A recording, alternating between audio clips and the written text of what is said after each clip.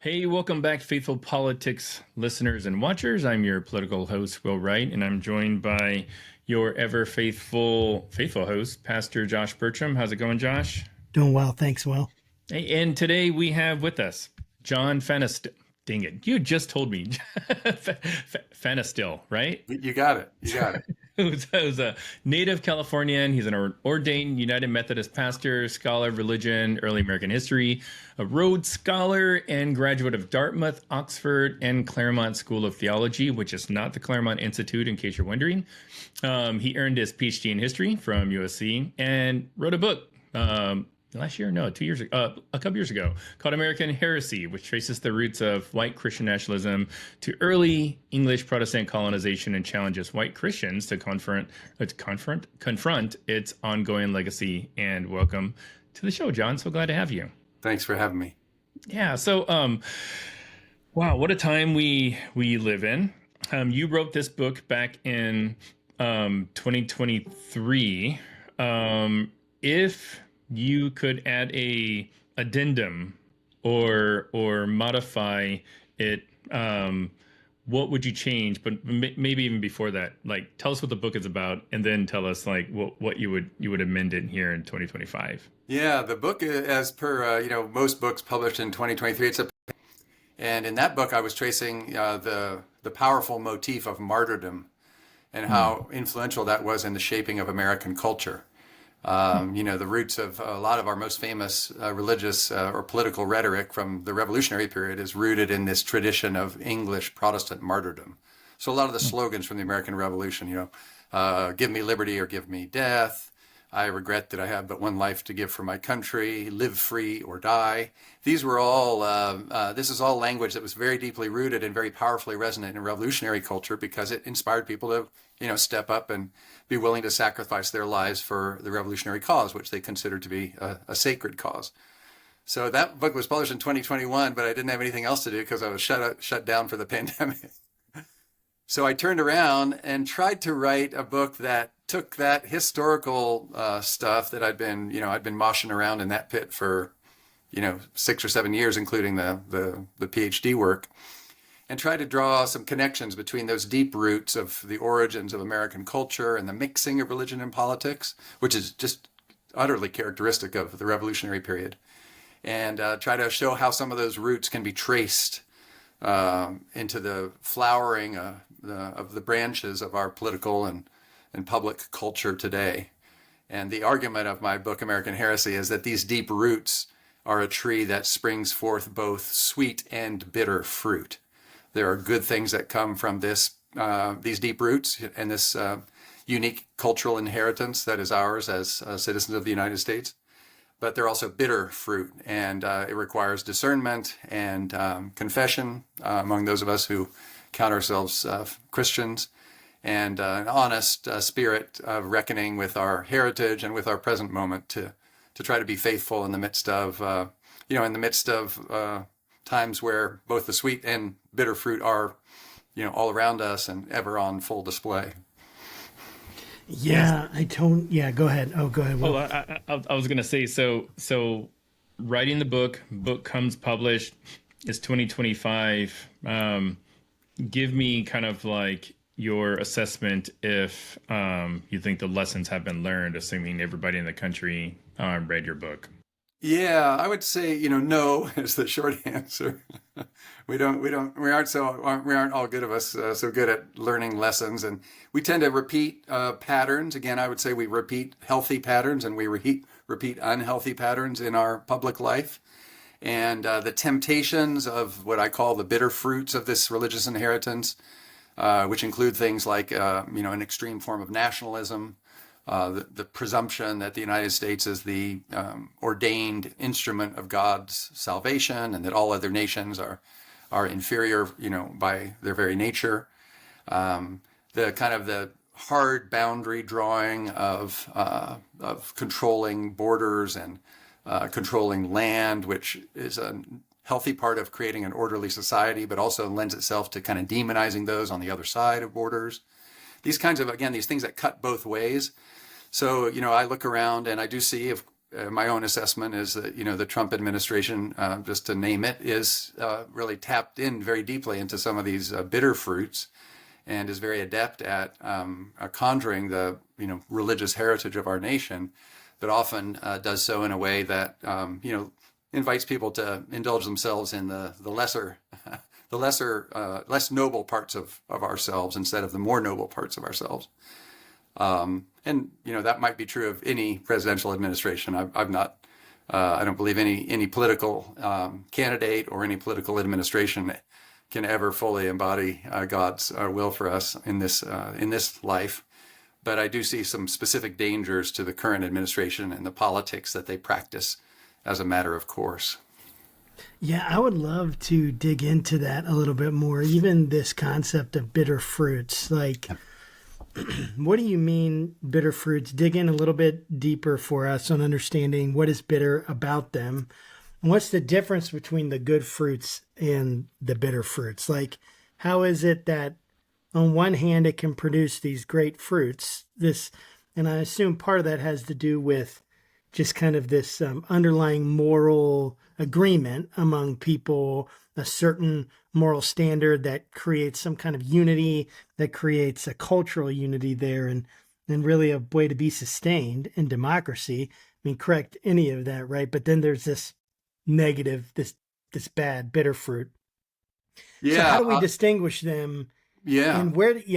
I'm really curious on how you see this being displayed and manifested right now in the current administration. Sure. And in each chapter of the book, there are 6 chapters. Each one does one of these compare and contrast. It taps a deep, it's really in some respects a systematic theology. Each book is a kind of a theological reflection on early American history. It's really cool. And then I surface one of these themes, and then I show how that deep root gives rise to both sweet and bitter fruit. So just as, for example, chapter 1, I talk about the way that, and I'm really focusing on English Protestant culture or, European Protestant culture. Most of the early colonists who came across the Atlantic and became, the colonies that eventually became the United States, the overwhelming majority of those were Protestant folks. And they were deeply shaped by their Protestant inheritance. And so the theology of the book, if you will, is focused on and I'm not saying that's all there is in American culture by any stretch, but it's by far and away the dominant culture of early American history. And so the book is very much a Protestant book and a reflection on the legacy, the Protestant legacy that is ours as a nation. And so, for instance, these early English Protestants, they had a very specific way of understanding the nature of God's creation. And that was partly drawn from the biblical account of creation, of course, but it was also profoundly influenced by their own English cultural tradition, like the tradition of English common law.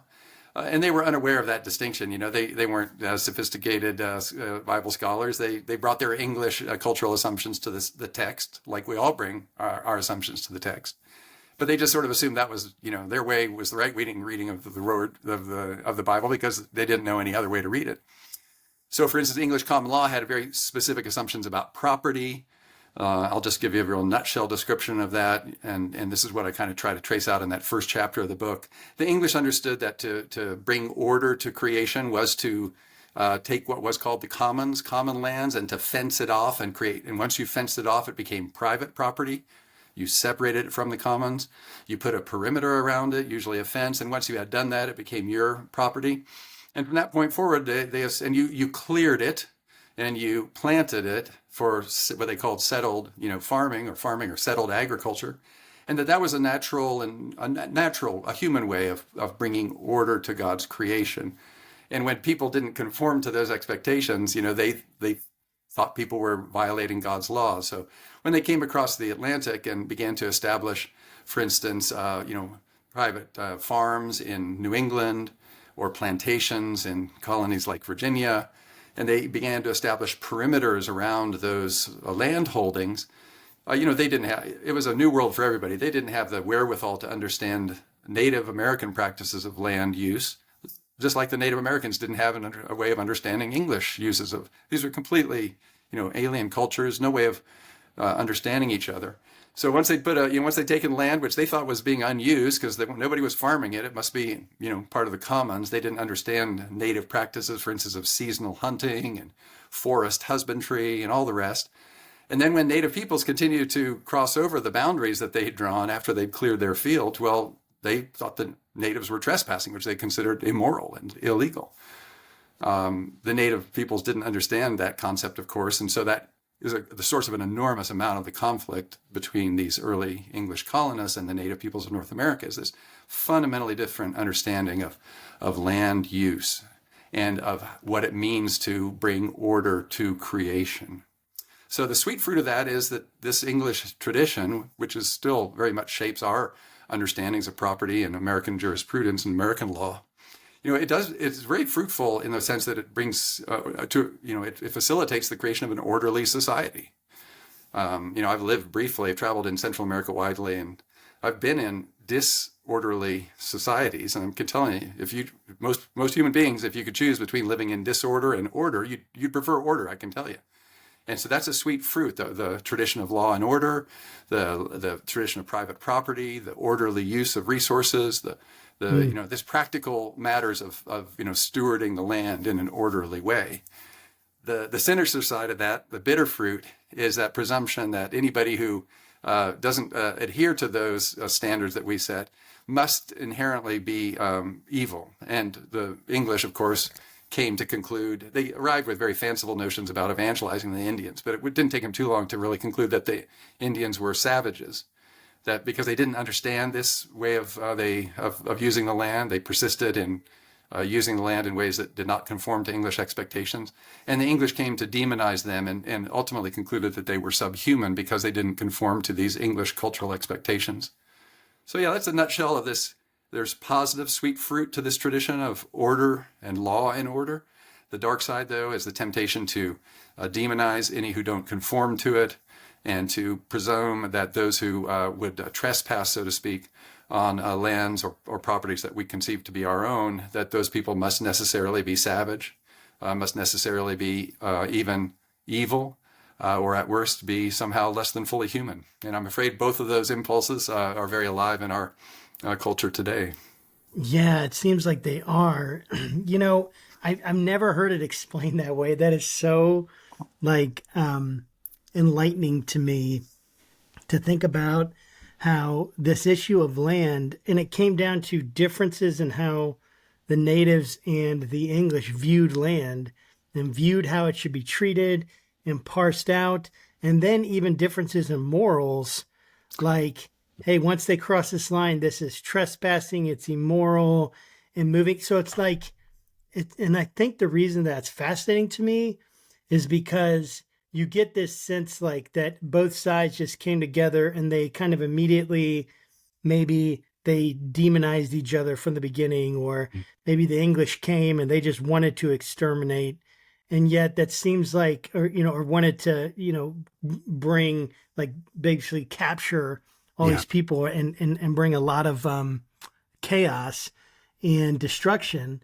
And of course, there could have been those motivations, no doubt, but it makes a lot of sense that, like, these were people trying to live their lives, do the best that they could with what they knew, and then deep levels of misunderstanding create issues. Yeah, the English and Europeans routinely referred to this as the New World, not as if nobody lived there previous, but it was truly a new world for everybody. This deep, and there had been, really actually a couple of centuries of explorers and,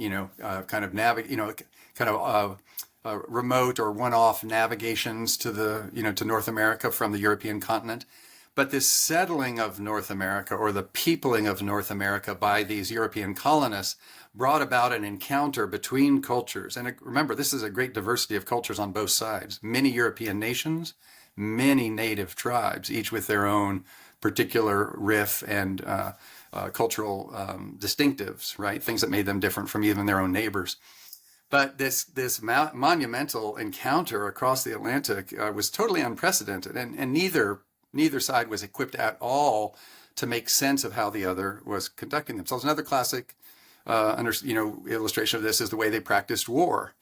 Native peoples many of the native peoples in North America were warfaring nations, but they fought war to acquire captives, not to acquire land. Not lacking a common understanding of property, that the land could even be owned was really alien to a lot of Native people's thoughts. So typically, Native war practices included things like raids and captive taking. And that included a bunch of practices that involved, slaughtering some in order to gain captives of others. And then English, of course, thought this was just barbaric. They had no experience with this kind of warfare, and they couldn't make sense of it. And it seemed utterly just cruel and even again, kind of demonic. So the portrayals of these early native raids, like there were famous narratives in early American English colonies called the captivity narratives. And it's about Indians who took captives from the colonists, and they portrayed the Indians in these, again, demonic ways because that practice of war seemed so bizarre and inhuman. Well, the same went for the Native folks who didn't understand the notion that the English were warfaring to try to acquire land and would presume that if they routed an English settlement, that they then that piece of land would forever be off limits to the Native peoples again, which was the English assumption. Hey, we kicked your ass in the war, and you should never again darken this territory. Again, Native people simply couldn't have anticipated that. So you end up with these real powerful conflicts that turn into large-scale wars. The great American War before the American Revolution was called the French and Indian War. That was the English against the French and the Indians. The French and the Indians had, in many instances, formed kind of alliances. And, a major player in that, in fact, the fellow who kind of started that French and Indian War was George Washington. He was then in the Virginia colonial militia, and he was out, scouting new lands and kind of charting the perimeter of the Virginia colony. The Native peoples in that area, in your neck of the woods, actually had a nickname for George Washington. They called him the Town Destroyer because he was known for his aggressive, predatory landholding practices. So George Washington and the other colonists and the Virginia militia are out there pushing out the perimeter of the colony, drawing these hard boundaries, setting up forts, trying to ensure a perimeter, what they considered to be a safe or secure perimeter to their colony. And they were evicting people from Native peoples from lands that they had, traveled and migrated and hunted and farmed in a different manner for centuries, right? So again, this deep-rooted conflict of misunderstanding, cultural misunderstanding, and what we today might call what do you want to call it, cross-cultural competence or something like that. That wasn't really it wasn't really a big part of the agenda for any of these folks in the 17th and 18th centuries. That's really, really cool, and I'm like you've like set off something inside of me. That after this conversation, I'm probably gonna be reading a bunch of stuff because like that just sounds really fascinating to me. And like I didn't know that story about George Washington and the land thing, but speaking about maybe having some clarity with culture, I want to kind of maybe fast forward to the future where we hear the term Christian nationalism a lot. More specifically, we hear it framed as like white Christian nationalism. Yeah. And you made a comment earlier talking about like theological heresy, and I know in some of your writings you've maybe combined the two. So I'd love for you to talk first, like why is it white Christian nationalism? Yeah, because I do think that is something that a lot of people have questions about. They don't know if it's just like a left, like a progressive thing, always making things about race. But then also, like, why is white Christian nationalism a theological heresy? Yeah, so I go along with the school of thought, which is pretty widespread, that white Christian nationalism is best understood as a story, a systematic story about the American founding and about the American nation. The presumption that it is the unique and divine instrument of God, the presumption that all other nations have a lesser calling, the presumption that that the nation is intended to fulfill a particular reading of the Christian Gospels and ultimately to become the instrument of the fulfillment of the end of times as forecast in the Bible's book of Revelation. So a story about our nation and the presumption that a particular reading of the Bible can tell us everything we need to know about our nation, its past, present, and future. That story about our nation is what I would call Christian nationalism. And it's rightly, I believe, identified as white Christian nationalism, because another part of this unfolding, this founding of our nation, this is not news to anybody, or it shouldn't be, is that part of, as the English colonists, formed this nation, they did harden and develop hardened categories of race.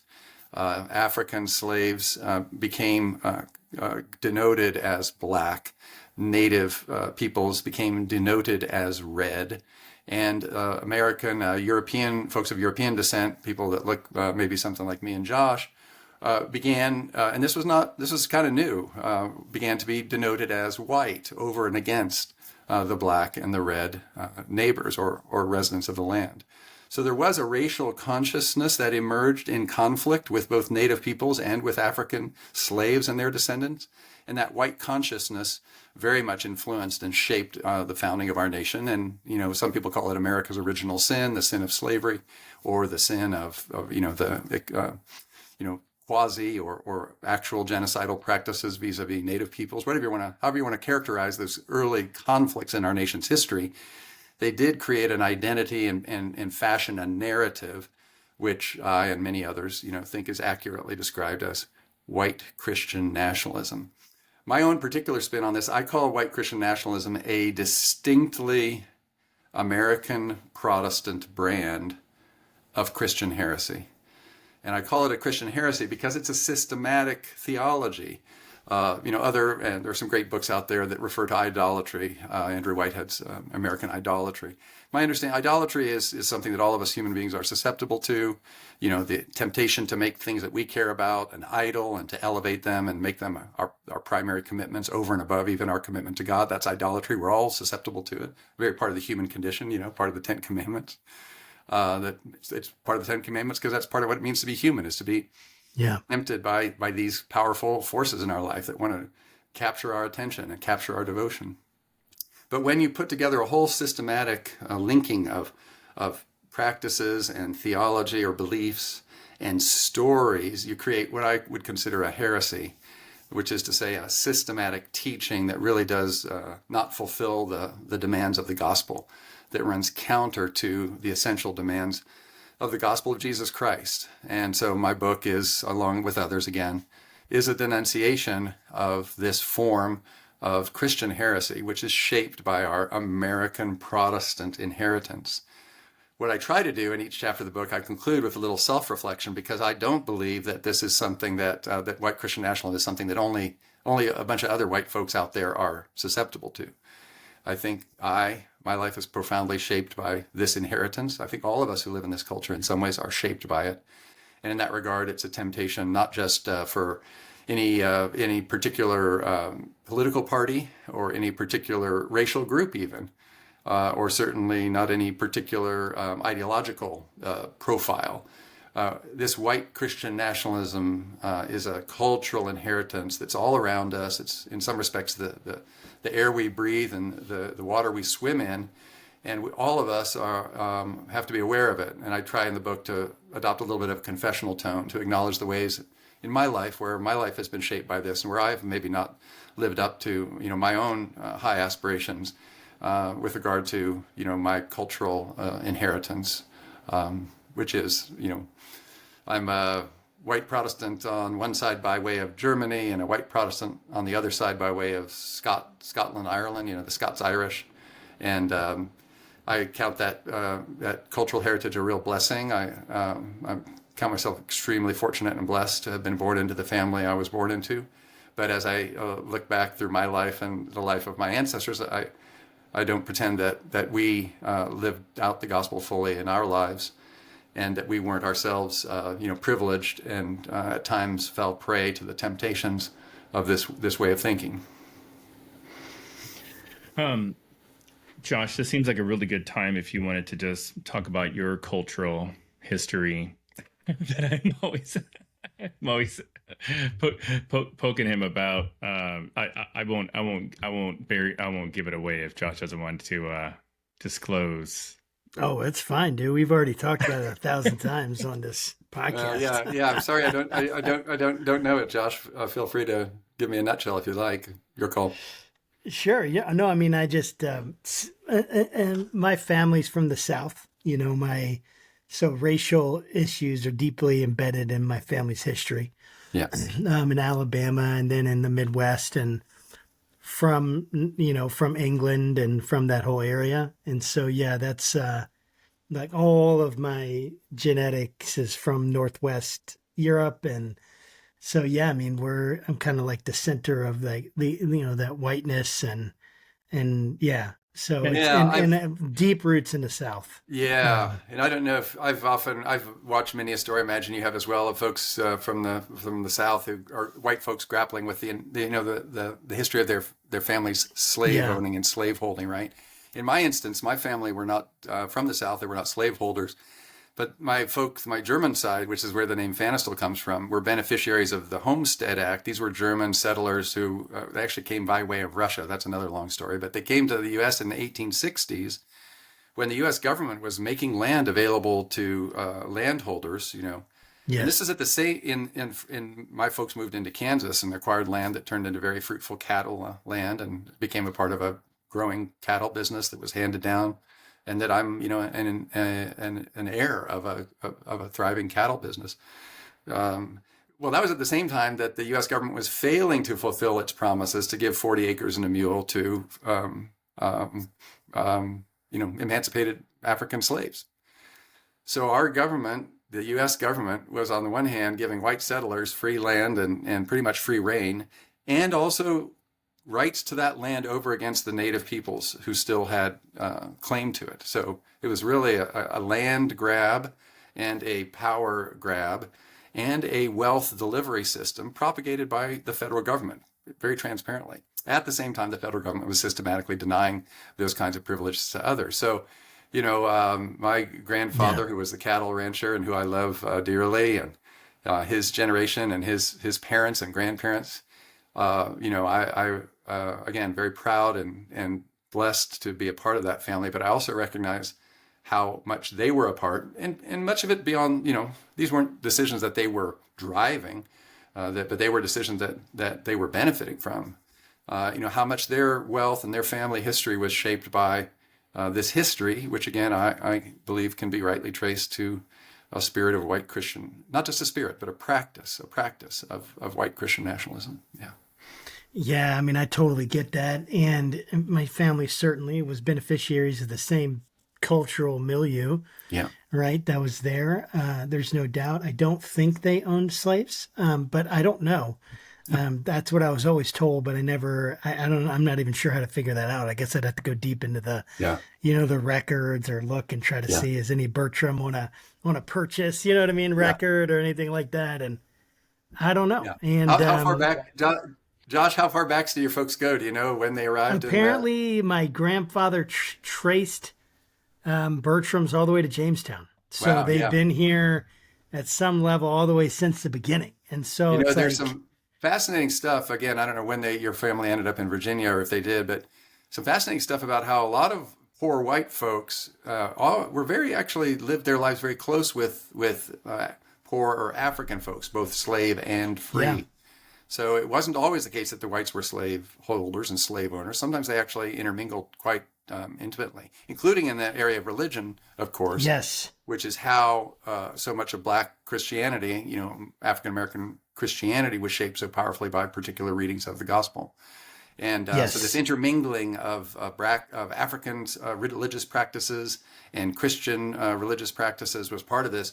But and that changed over time. These things change over time, of course, always. And there was a period of time leading up to the American Revolution when the system of slavery hardened. They call it chattel slavery, right? And the system of Yes. slavery hardened, and the people began to be more and more separated from each other, where earlier generations had lived in much closer proximity and commingling together.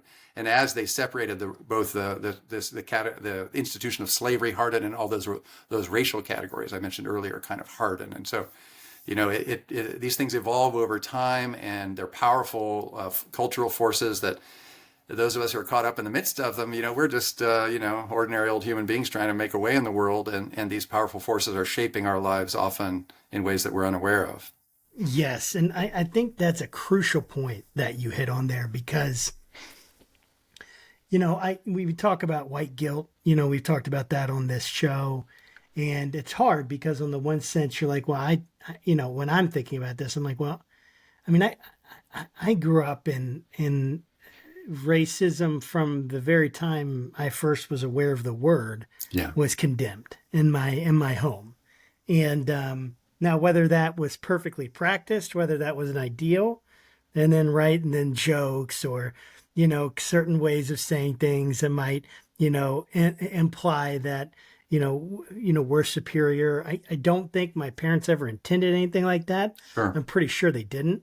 Yeah. But that was I'm sure that was there, right? And so like trying to work through what do we do, like we've been given only what we've been given in Yeah. terms of where we've been raised, who we were born to, the privileges we did or didn't get growing up, and all those things, right, are given to us. They're not chosen by us.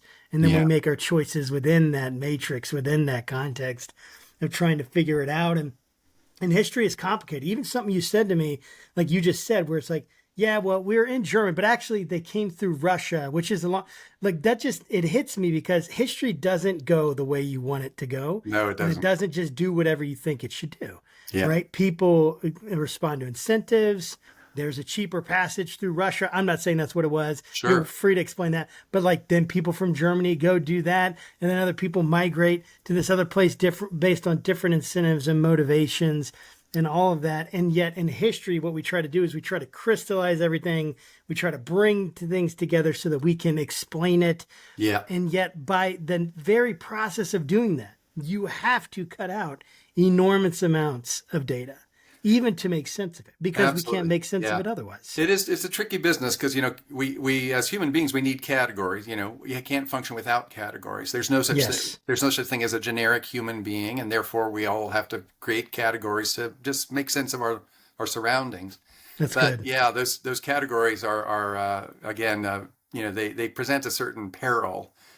Because as soon as we start hardening these categories and casting people into, boxes with rigid sides and bottoms and tops, then you're into again, I would argue that's a very human temptation. And, the history of racism is not unique to the United States. It's, of course, a global and human phenomenon. But so it is one of those things that human beings, we need categories to make sense of the world, but we fall prey to categories and end up using them as means of exclusion, means of demonization, means of dehumanizing, all of those, of the negatives that are so, tempting to us. Man, that is so fascinating to me, the double-edged sword of these categories. But I want to get back to this, to like the issue at hand, right? Yeah. And I would love for you to help us understand people like Jefferson, people like John Winthrop, which people have probably heard of Jefferson. Maybe they've heard of John Winthrop. Obviously, Washington, you talked about him. And you talked about, right, we get this idea, well, Washington didn't tell a lie, or, you know what I mean, or cutting down the cherry tree, or what, all this crap. And is it true? Is it not true? But you get this mythology around these founding fathers. But I would love you to work through, because part of what you do is you recenter on them, these characters, but their theological influence and what that reveals. Yes. I would love for you to talk about the theology of Jefferson, the theology, like how were these people theological? Because we don't tend to think of them theologically, and yet now pastors quote them like they quote the Bible. Yeah. You know what I mean? Trump quotes them like he quote like the Bible. Maybe he thinks they wrote the Bible. Who knows? Sure. I'm not sure what Trump thinks. Sorry, that was a low blow. I should, but anyway. Sure. Trace this theology for me a little bit from these founding fathers, and then how that shaped us. Yeah, very, of course, again, as soon as the historians will always want to, hem and haw and say, well, it's very complicated, a lot of different influences. So I need to make my own categories, right, to answer your question. But, one way of doing it, this is a little bit old school for academic historians, but, it serves its purpose, is to understand, maybe think of three streams of Protestantism that kind of colonized North America. The Puritans up in the New England, the Quakers in, say, Philadelphia, and then the Anglicans, the Church of England, folks in Virginia and Maryland, Delaware, that kind of, your neck of the woods. And those are all three branches, if you will, of the Protestant family tree. They were all protesting against the established authorities back in Europe, against the Roman Catholic Church, or against the Church of England when, some of these folks felt the Church of England was too, vulnerable to the influence of the Pope in Rome. So, or when there were Catholics on the throne of England. I mean, that for English Protestants, that was just, that was the worst of all possible worlds. So these folks were all protesters, right? Protestant. And they all came with a very deep conviction to religious liberty, but they practiced that religious liberty in different ways. But they shared a kind of a common, and over time, as those colonies, got closer and closer in touch with each other, like through the 18th century, the build up to the American Revolution, communications technology improved. They started to churn out books and newspapers and pamphlets and flyers, and the communication between the colonies got much better. So they started talking to each other instead of, it used to be that the colonies were really kind of like spokes on a wheel, always related back to London. But more and more the colonies were starting to talk to each other. And they kind of fashioned what some scholars call a kind of an American Protestant vernacular. This was a way of talking a kind of a general Protestant language that would work across all these boundaries. And you'd be able to buy in the New Englanders with their Puritan heritage and the Quakers in Pennsylvania and their heritage and the Anglicans and more than that. But again, French Huguenots, the Dutch in New York, on and on and on, right? But there was this kind of Protestant, and Benjamin Franklin was a master of this, right? Which is how he turned into, the kind of the Elon Musk of the 18th century. He was like the scientific inventor and, genius, but also this huge media mogul with his books and his almanac and his publishing house. And he mastered this kind of language that talked about the Protestant culture as kind of the norm. And that Protestant culture was very much a oppositional culture. You were opposed to some things. You were opposed to the Pope. You were opposed to the agents of the Pope in North America, specifically the French and the Spanish, right?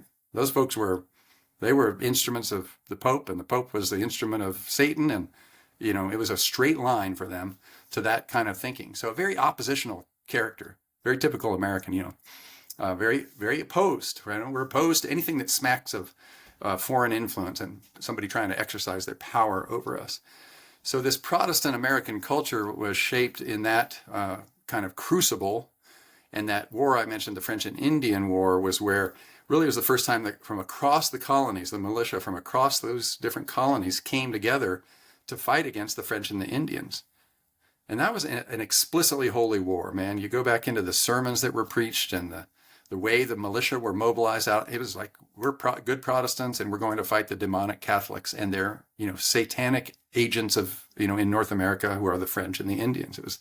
I'm not exaggerating by any stretch. It's very transparent and very clear. This was a religious war of Protestant English folk or Protestant European folk against the Catholic Pope and his agents in North America, being the French and the Indians. Well, as the revolution rolled around, they shifted their animus from the Pope to the King of England. King George III became kind of a convenient substitute. And all those same impulses were very powerfully at play in the revolution. They perceived King George III, in the Declaration of Independence, they called him a tyrant. Well, why did they call him a tyrant? Because in this language of Protestantism, a tyrant is the one you fight to the death. It's where you get to prove your mettle. And you ultimately prove your mettle by willing to go risk your life against it, by willing to become a martyr to the cause. So by characterizing King George III as a tyrant and by saying, we pledge our lives, our fortunes, our sacred honor, that's the conclusion of the Declaration of Independence. It's really a call to martyrdom, a call for these English Protestant folks in the colonies, basically the sons and grandsons of the men who had fought in that French and Indian War, to go to war against the new threat. This time it was King George III, and to be willing to risk their lives for it. So that was, all of these colonists, Jefferson, the major founders, familiar to us, but also a huge swath of the rank and file who joined these colonial militia, were driven by a lot of these same impulses. They understood themselves to be fighting a holy war. It's very transparent in the personal testimonies of revolutionary soldiers, again in the muster sermons where they mustered, troops to go to war.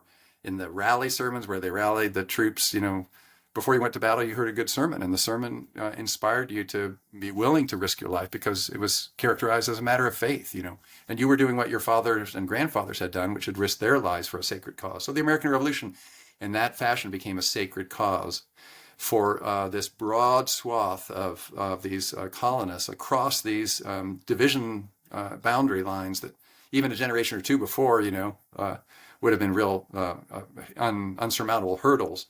They found this kind of common cause, which is a language drawn from some of these sermons and made very popular by the famous American historian Robert Middlecoff, whose common cause was kind of a Protestant cause in North America that gave shape to the American Revolution. So each founder, of course, is his own person. Of our famous founders I'm talking is his own person, and they change over time. The Jefferson of 1776 who wrote the Declaration of Independence is not the same Jefferson of 1820. He lived a long life.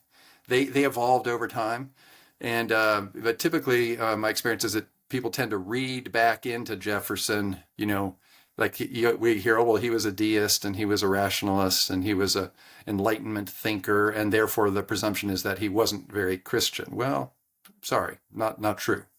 He was he founded the University of Virginia. He was a vestry member of his Anglican parish or his Episcopal parish, right? Which you had to be anybody in colonial Virginia. He was a devout reader of the Bible, even though he later edited it down. You maybe are familiar with his famous, editing of the Bible. But he understood himself to be very, very profoundly shaped by his religious faith, even as he was kind of heading in a more today we might call a secular or Enlightenment direction. But at the time of the Revolution, those boundaries between religious and the sacred and the secular, between religious and politics, by the time of the American Revolution, those things hadn't really been separated out.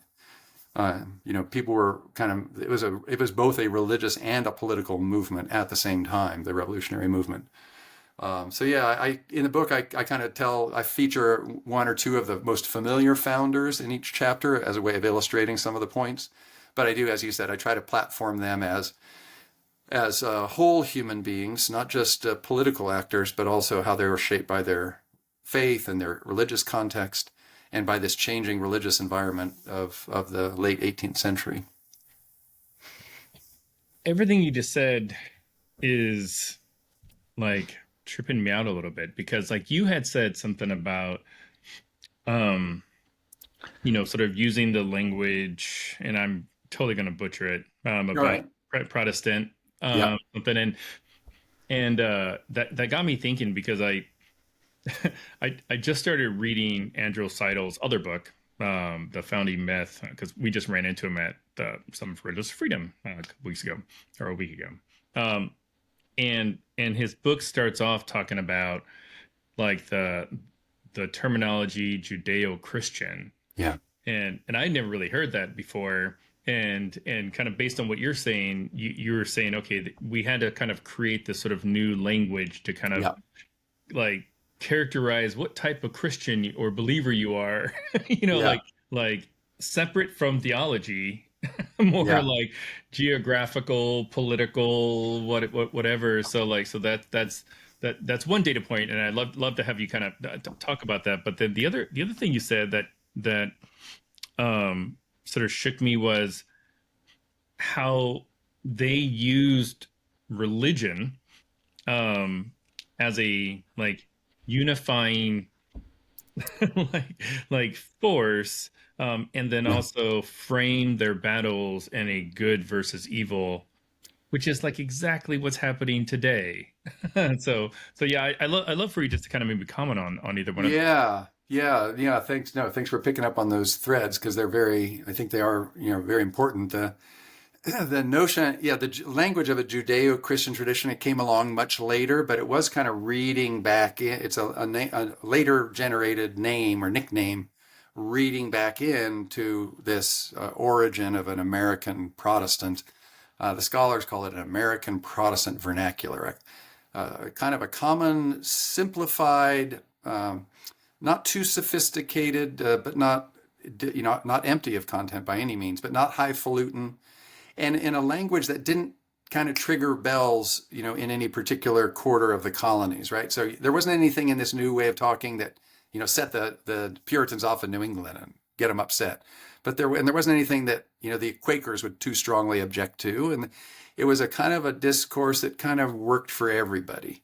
And there were some famous propagators of this discourse. I mentioned Franklin and some of these folks who had to publish. Well, when they Franklin started his publishing empire in Philadelphia and Pennsylvania, but as again, the opportunity to, get his books and almanacs and all the rest sent all over North America, we had to figure out a way that these would sell in New England, So he couldn't go bashing Puritans, which is, his forebears might well have done, or other folks from Pennsylvania might be tempted to do, because he wanted to sell them almanacs. He was a very savvy businessman. He was not about to lose a buck on on taking a swipe at somebody. So he developed this way of speaking that evoked these Protestant themes, that talked about, the Bible and creation, and God's providence was a big part of this language, the providential nature of God and the providential nature of God's work. And also the providential nature of God was seen in the, wars that they fought and the victories they won over against the Native Americans, for instance, in their survival of plague and their survival of the harsh realities of this new world. All of that was reinforcement of this notion that, we were coming together as a quote unquote American people, with the hand of God upon us, right?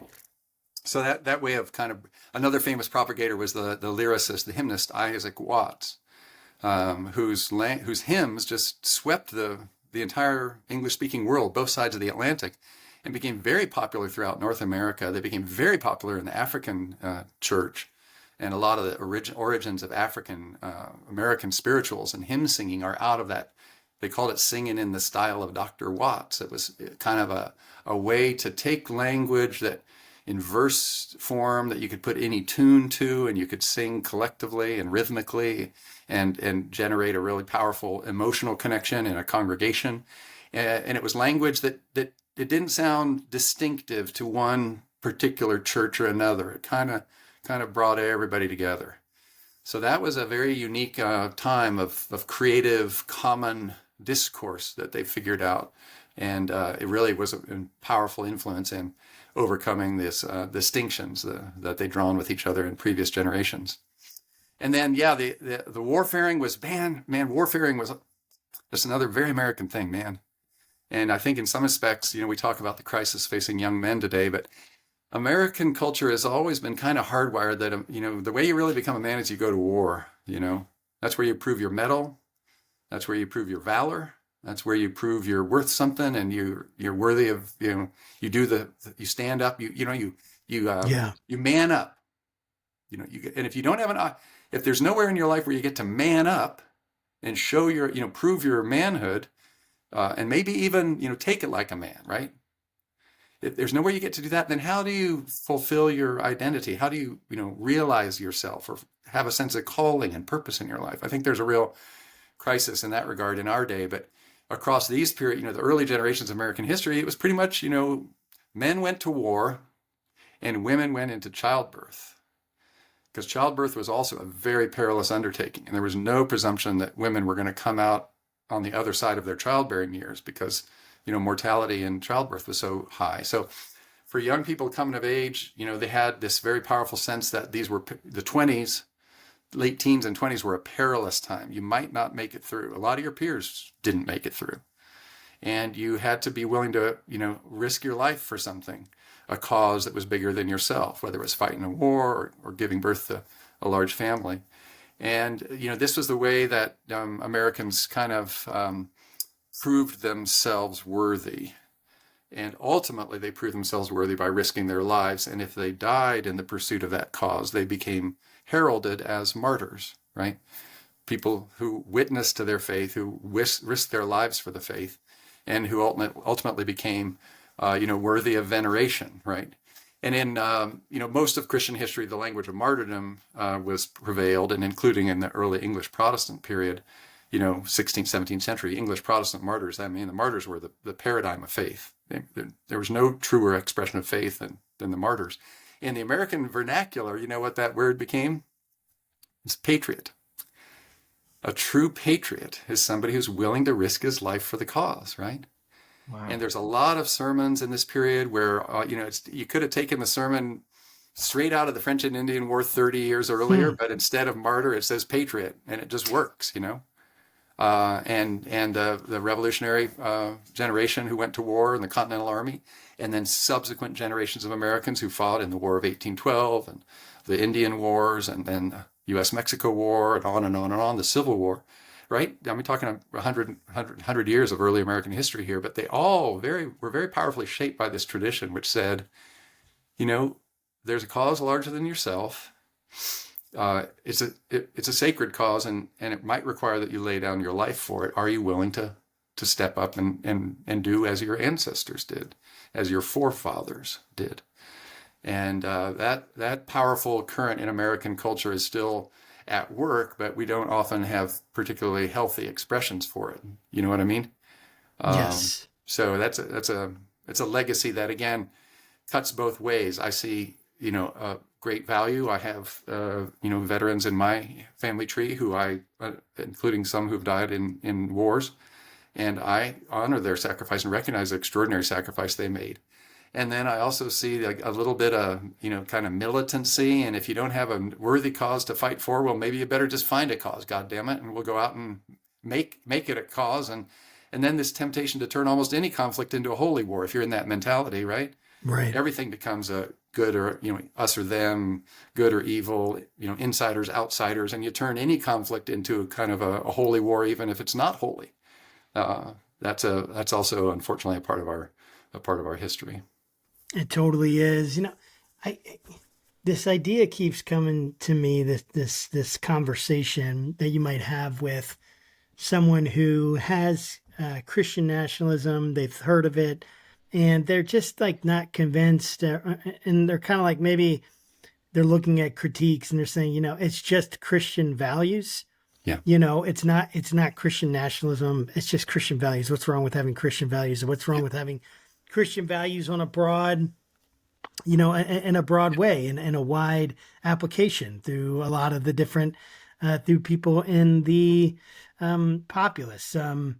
Or they might think you're against patriotism. You talked about how patriot is this word that became to come out, and basically it's within that word, that concept of your sacrifice, that you're willing to go and prove yourself, you prove your manhood, prove your commitment to God and country, things like that.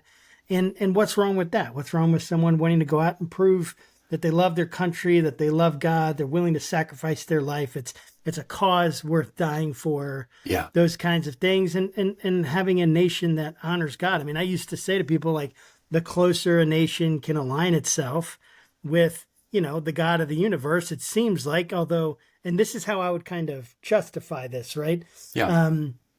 I would be like, well, the closer that a nation is, that there would be some kind of blessing, that maybe because you're lining yourself with the way that God has ordered the world, or the way that he's ordered the universe, or the moral imperatives that God has kind of baked into reality. And so as you do that, then of course, it's like aligning yourself with the river and how the river is going. If you're trying to get out of the river, it's going to be hard. If you're going upstream, it's going to be hard.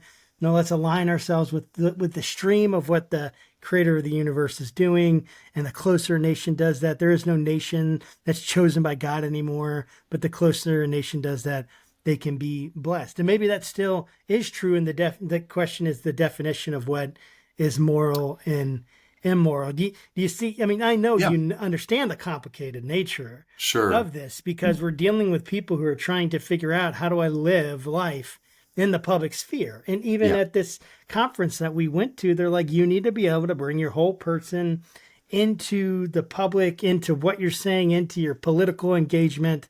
They made a big deal about that. And this was I don't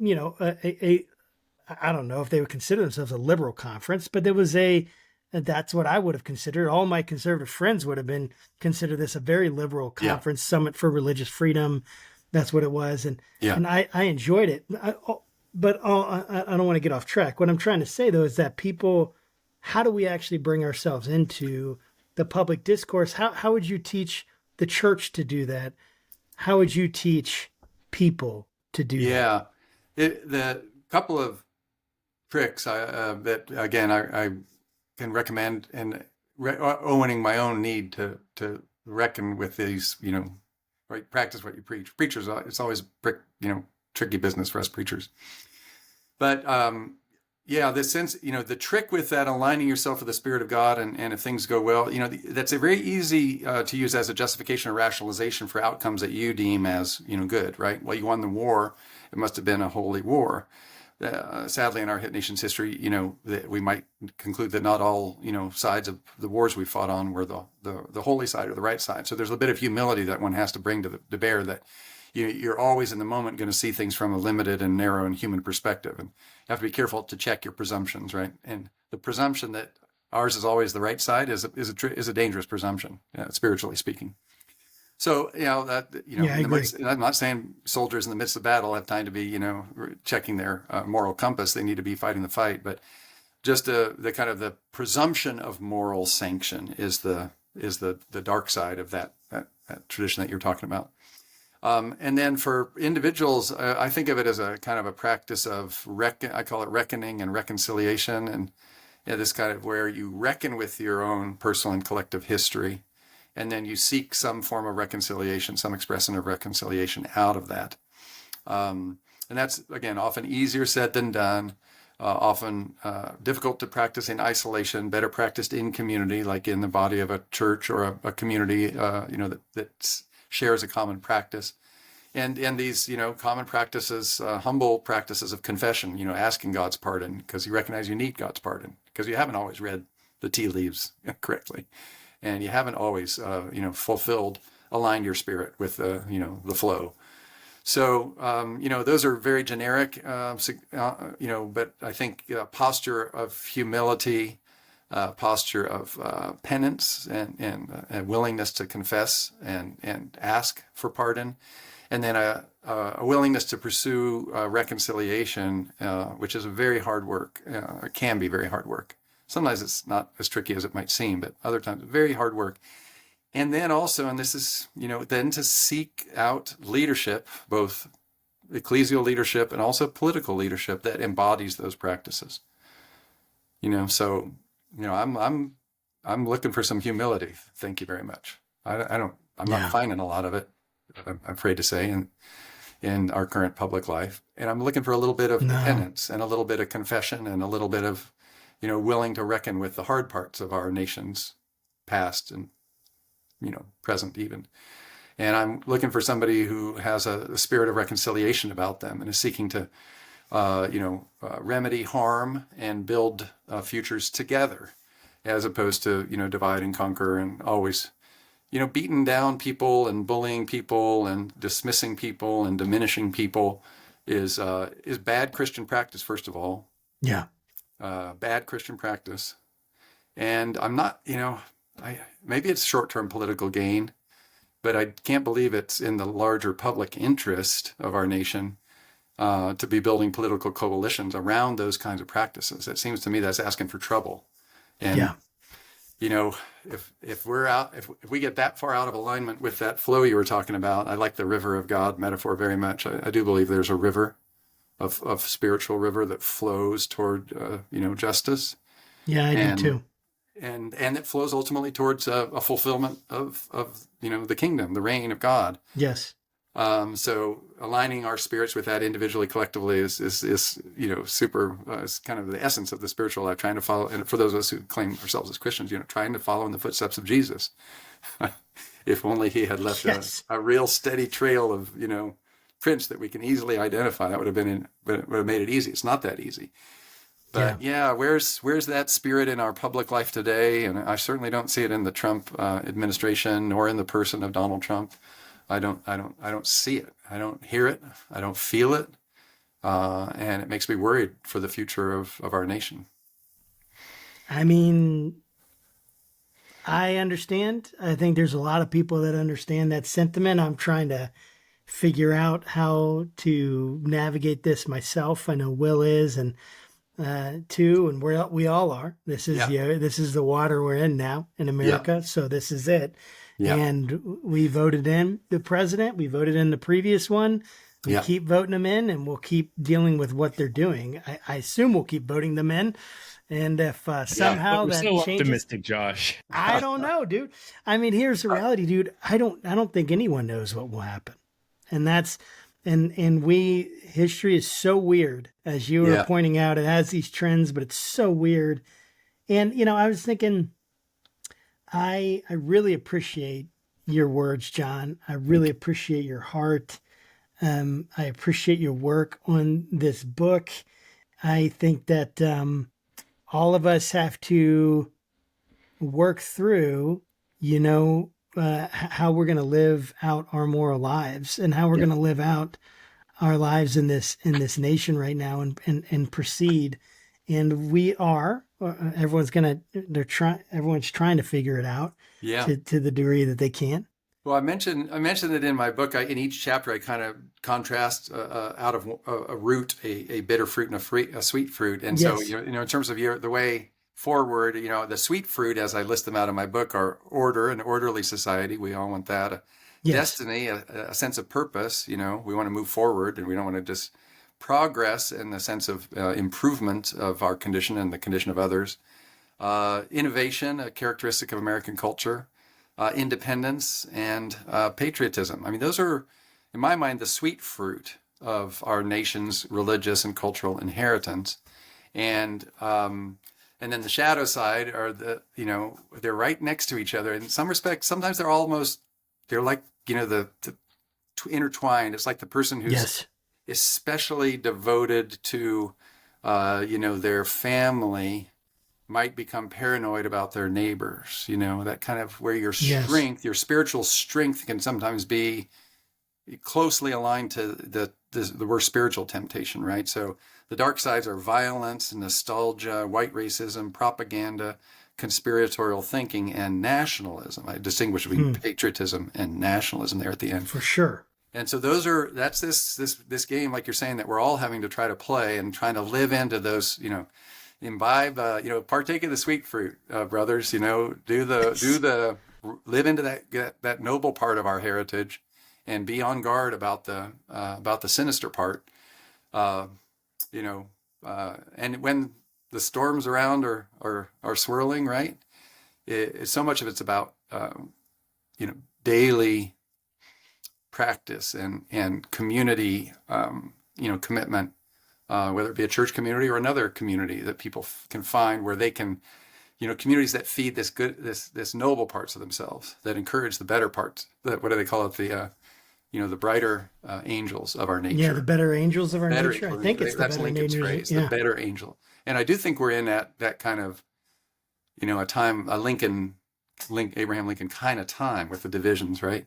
Yes, I do. How do we live through this time, and how do we respond to the better angels of our nature? It's a big one. I'm fearful for where we're at. So. And history's looking at us, and we're gonna do our best in it. You talked about the myth making, and I'm sure we're about to close, but thanks for the conversation. I very much appreciated it. That's how nations make themselves, as they tell stories about their origins. So in that regard, myth making, every nation has stories to tell and how you create a bond and so forth. But it is a question, sometimes it's a good question. What do we want our children and grandchildren to say about our generation, right? Absolutely. Our time? How did we give shape to something, that, I have a little 7-year-old when she's 37, what will she remember of me? Yes. That's a question I wish more of us were asking. Maybe a whole bunch of us are. But I'm thinking about that for my kids. I want to respond in the way that honors Christ. Yeah. And honors others as best as I can. Yeah. And we are at time, John. This has been an amazing conversation. So enlightening in so many ways. How can people get the book? I mean, is there a particular place you'd like them to go? It's great. No, appreciate the interest. Thanks. Yeah. I send autographed copies if somebody wants to go to johnfanestil.com. They can get one from me, but it's available everywhere. And I'm mostly here in Southern California these days. My work these days is actually along the U.S.-Mexico border. And some other time, if somebody wants to learn about that, they could look us up at friendshippark.org, We're an Okay. organization that's trying to create an international park on the U.S.-Mexico border, a park of friendship between the peoples of the United States and Mexico. That's amazing. Yeah, so it's a long game. Instead of a wall, it's a park. Right, correct. That's exactly our game. Yeah, and that's another long game we're playing. But yeah, if they wanted to connect with me around the U.S.-Mexico border, they could look at friendshippark.org. If they want to learn more about the books, it's johnfanestil.com. So that's where you can find. That's great. Yeah. Well, thank you, John, so much for coming on the program. Thank you. Appreciate the time. You're welcome. And we're going to put all your links in the show notes. So those who are interested, go check out the show notes on YouTube or wherever you get your podcast. And we appreciate you guys joining us. This has been John Fanestil. And go check out his stuff, his website. And until next time, guys, keep your conversations. Oh, wait. I need to say this. Like and subscribe. Share. Please, because we want to keep getting this content out. Heaven forbid you forget to say that. Can't say that. Can't forget to say that, dude. So make sure, because we really work hard to do this. And this is like amazing content that like I'm getting my mind blown and I'm studying this stuff all the time. Will is studying this stuff all the time. So I guarantee you're going to get something out of this. I promise you. So make sure you share it and listen. God bless, guys. And until next time, keep your conversations not right or left, but up. We'll see you then.